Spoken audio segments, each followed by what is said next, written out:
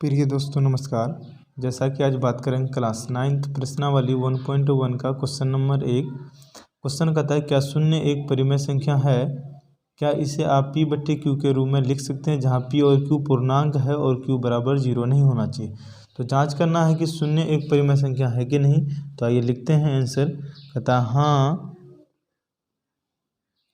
हाँ शून्य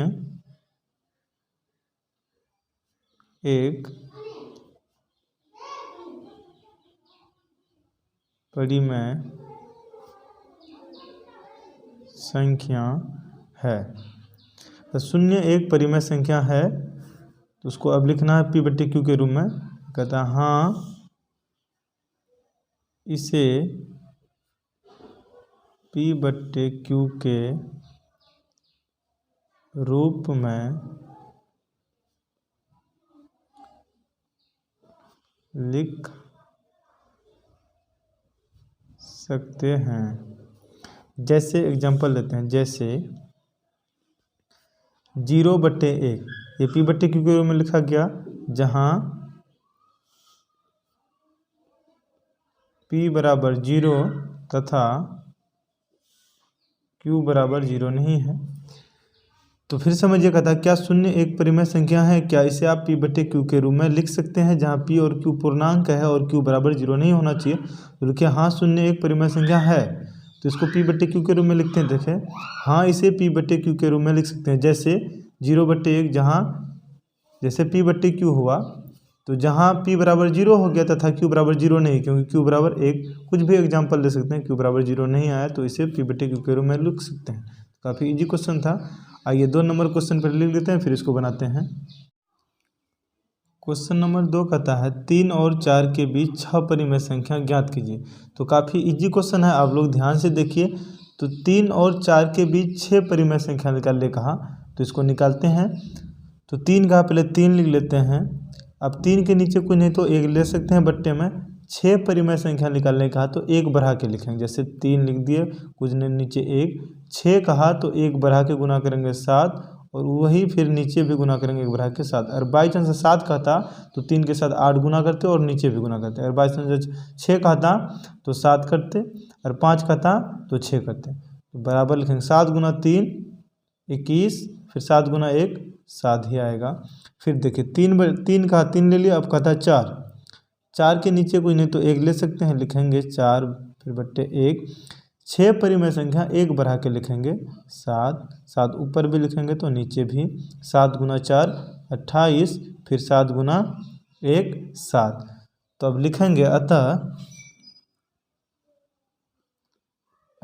3 और 4 के बीच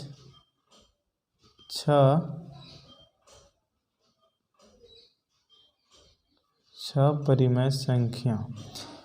तो लिखे 3 और 4 के बीच 6 परिमेय संख्या, यही दोनों के बीच में जितने भी संख्या आएंगे वो सब क्या होंगे, परिमेय संख्या। 21 के बाद क्या आता है 22, तो लिख देंगे 22/7। फिर 22 के बाद 23/7, फिर 23 के बाद 24/7, फिर 24 के बाद आएगा 25/7, फिर 26/7, उसके बाद 27/7। देखिए कट हुआ 1 2 3 4 5 6 परिमेय संख्या लेने का तो 6 लिए। फिर समझिए क्वेश्चन को, कहता है 3 और 4 के बीच 6 परिमेय संख्या ज्ञात कीजिए।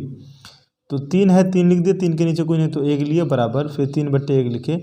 6 परिमेय संख्या निकालने कहा तो 1 बढ़ा के लिखेंगे। अगर 5 कहता तो 6 गुना में करते, 6 कहा इसीलिए इसको 1 बढ़ा के लिखेंगे 7। ऊपर भी गुना करेंगे, नीचे 7 गुना 3 करेंगे तो 21, फिर 7 गुना 1 7। अब उसके 4 कहा तो 4 लिखे, 4 के नीचे कोई नहीं तो 1 है बराबर 4/1। जिस तरह 6 कहा फिर 7 लिखे 1 बढ़ा के, और 7 ऊपर भी लिखेंगे तो नीचे भी 7 गुना 4 28, फिर 7 गुना 1 7 ही होगा। तो यही दोनों के बीच में जितना भी संख्या है वो क्या होगा, परिमेय संख्या। लिखा था 3 और 4 के बीच 6 परिमेय संख्या। 21 तो है ही, 21 के बाद क्या था 22/7, फिर 23/7, 24/7, 25/7, 26/7, 27/7, 28 तो है ही। 6 परिमेय संख्या निकालने का तो 1 2 3 4 5 6 आ गया। तो आइए फिर 3 नंबर क्वेश्चन समझते हैं, जो कि सेम इसी तरह क्वेश्चन है। अगर ये समझ में नहीं आया तो 3 नंबर जरूर आएगा, सेम ऐसा ही क्वेश्चन है। आइए 3 नंबर पहले क्वेश्चन लिख लेते हैं। तो 3 नंबर क्वेश्चन कहता है क्या, 3/5 और 4/5 के बीच 5 परिमेय संख्या ज्ञात कीजिए। तो सेम 2 नंबर के क्वेश्चन, 2 नंबर की तरह क्वेश्चन है। वहाँ 3 और 4 कहा था, लेकिन यहाँ 3/5 और 4/5। तो सबसे पहले 3/5 है, 3/5 लिख देते हैं, बराबर देते हैं, फिर 3/5 लिखेंगे। तो यहाँ 5 परिमेय संख्या निकालने कहा तो 1 बढ़ा के लिखेंगे। 5 कहा तो गुना 6 करेंगे, 6 नीचे भी ऊपर भी करेंगे तो नीचे भी करेंगे। 6 गुना 3 करेंगे तो 18 आ जाएगा, फिर 6 गुना 5 करेंगे तो 30 आ जाएगा। अब 4/5 कहा तो फिर 4/5 लिख लेते हैं, बराबर, फिर 4/5 गुना 5 परिमेय संख्या निकालने का तो 1 बढ़ा के लिखेंगे। 6 ऊपर भी तो नीचे भी, 6 चौक 24 और 6 पच्चे 30। तो फिर लिखेंगे अतः 3/5 और 4/5 के बीच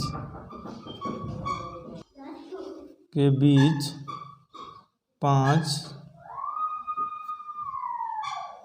परिमेय संख्या। तो 3/5 और 4/5 के बीच क्या होगा, यही दोनों के बीच में जितना संख्या है वही सब परिमेय संख्या होता है। तो 18 के बाद क्या आएगा, 19/30, उसके बाद फिर 20/30, फिर 21/30, उसके बाद फिर 22/30, उसके बाद फिर 23/30। 24 तो है ही, देखिए 1 2 3 4 5। तो आइए फिर इसको समझते हैं। क्वेश्चन कहता है 3/5 और 4/5 के बीच 5 परिमेय संख्या ज्ञात कीजिए। तो 3/5 है, लिखिए, बराबर 3/5 दिए। जितना संख्या निकालने के 5 निकालने का तो 1 बढ़ा के लिखेंगे, 6 गुना करेंगे। और बाई चांस 8 परिमेय संख्या निकालने का था तो 1 बढ़ा के लिखते 9। तो अगर 5 का 6 ऊपर भी गुना करेंगे, नीचे भी, 6 गुना 3 करेंगे 18, 6 गुना 5 करेंगे तो 30। अब 4/5 तो 4/5 लिखे। फिर 5 परिमेय संख्या निकालने का तो 1 बढ़ा के लिखेंगे, ऊपर भी नीचे, 6 गुना 4 24, 6 गुना 5 30।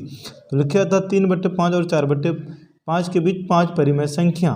तो यही दोनों के बीच में जितना भी संख्या हो वही सब संख्या क्या होगा, परिमेय संख्या। 18 के बाद क्या था, 19/30, 20/30, 21/30, 22/30 और 23/30 और 24 तो यहाँ है, यही सब परिमेय संख्या है। आइए 4 नंबर क्वेश्चन को हल करते हैं। सबसे पहले वो सभी क्वेश्चन लिख लेते हैं, उसके बाद फिर हल करते हैं। तो 4 नंबर क्वेश्चन कहता है, नीचे दिए कथन सत्य है या असत्य कारण के साथ उत्तर दीजिए। तो कहता है सत्य है या असत्य, यानी गलत है या सही कारण के साथ उत्तर देना है। नंबर 1 क्वेश्चन कहता है, प्रत्येक प्राकृत संख्या एक पूर्ण संख्या होती है। तो आइए इसका हल करते हैं। आंसर नंबर 4 का 1 का हल करते हैं। कहता है प्रत्येक प्राकृत संख्या एक पूर्ण संख्या होती है। तो कहा प्रत्येक प्राकृत संख्या एक पूर्ण संख्या होती है, क्योंकि प्रत्येक प्राकृत संख्या पूर्ण संख्या होती है। कैसे, आइए चेक करते हैं। लिखेंगे सत्य देकर डैश लिखेंगे, क्योंकि प्राकृत संख्या एक से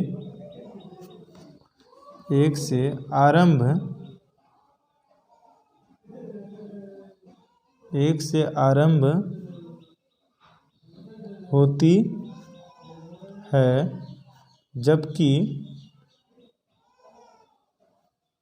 जबकि पूर्ण संख्या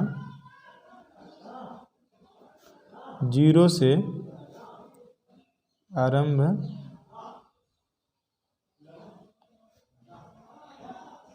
होती है। चलिए इसको फिर एक बार समझते हैं। कहता है प्रत्येक प्राकृत संख्या, यानी प्राकृत संख्या एक पूर्ण संख्या होती है।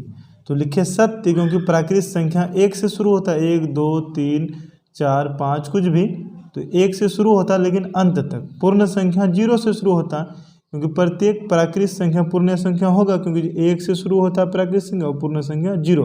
प्रत्येक पूर्ण संख्या प्राकृत संख्या नहीं हो सकता, क्योंकि पूर्ण संख्या 0 से शुरू होता है और प्राकृत संख्या 1 से, 0 के बाद 1 होता है, फिर 2 होता है, 3 होता है, ये पूर्ण संख्या होता है। प्रत्येक पूर्ण संख्या एक प्राकृत संख्या नहीं हो सकता, क्योंकि पूर्ण संख्या 0 से शुरू होता है और प्राकृत संख्या 1 से, लेकिन प्रत्येक प्राकृत संख्या एक पूर्ण संख्या हो सकती है। तो लिखे सत्य, क्योंकि प्राकृत संख्या 1 से आरंभ होती है, जबकि पूर्ण संख्या 0 से आरंभ होती है। तो नंबर 2 क्वेश्चन फिर कहता है प्रत्येक पूर्णांक एक पूर्ण संख्या होती है, प्रत्येक पूर्णांक एक पूर्ण संख्या होती है, तो 2 का होगा असत्य, असत्य क्योंकि पूर्णांक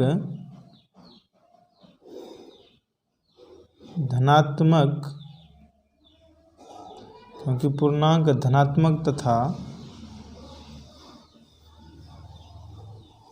ऋणात्मक भी हो सकता है, जबकि पूर्ण संख्या केवल धनात्मक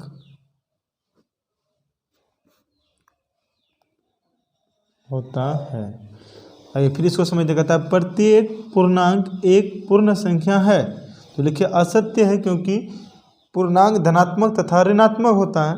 पूर्णांक 2 प्रकार के होते हैं, धनात्मक तथा ऋणात्मक, लेकिन कहता है कि प्रत्येक पूर्णांक एक पूर्ण संख्या होती है, नहीं होगा क्योंकि पूर्णांक धनात्मक तथा ऋणात्मक भी हो सकता है, जबकि पूर्ण संख्या केवल धनात्मक होता है। जैसे पूर्ण संख्या 0 से शुरू होता है, 0 1 2 3 4 डॉट डॉट कुछ भी, लेकिन ये कहीं भी ऋणात्मक नहीं है, ये प्लस में होता है यानी धनात्मक। तो इसीलिए लिखिए क्योंकि पूर्णांक धनात्मक तथा ऋणात्मक भी हो सकता है, जबकि पूर्ण संख्या केवल धनात्मक होता है यानी प्लस में होता है। तो ये 3 नंबर क्वेश्चन कहता है प्रत्येक परिमेय संख्या एक पूर्ण संख्या होती है, तो ये भी असत्य होगा, लिखेंगे असत्य, क्योंकि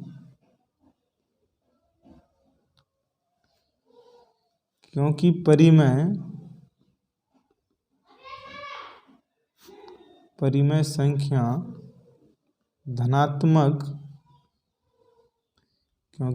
संख्या धनात्मक तथा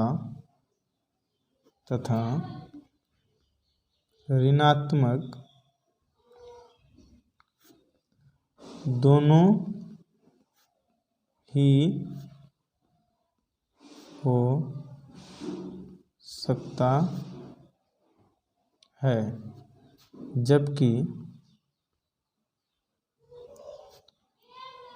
जबकि पूर्ण संख्या केवल धनात्मक होता है।